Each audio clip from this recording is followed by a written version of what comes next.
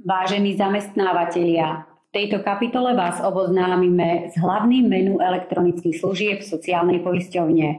Menu pozostáva z 3 položiek: platiteľ, register a dokument. Po kliknutí na položku platiteľ a následne na saldo konto vám systém zobrazí prehľad vašich predpisov a úhrad poistného a celkový zostatok, preplatok, prípadne nedoplatok.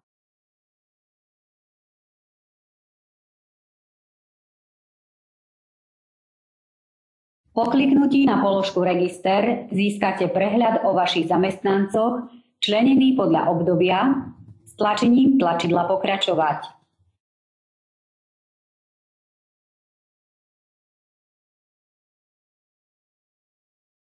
Zobrazí sa zoznam zamestnancov s uvedením ich počtu za každé obdobie.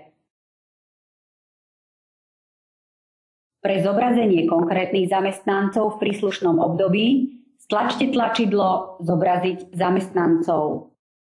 Druhou možnosťou je zobraziť konkrétneho zamestnanca vyplnením jeho rodného čísla a stlačením tlačidla Pokračovať.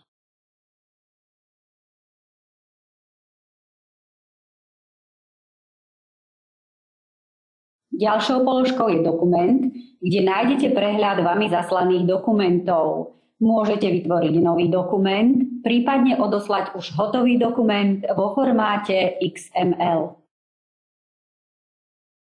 Prípadné nejasnosti vám pomôže odstrániť aj používateľská príručka, ktorú nájdete po kliknutí na Zmeniť odvádzateľa, službu v ľavom menu.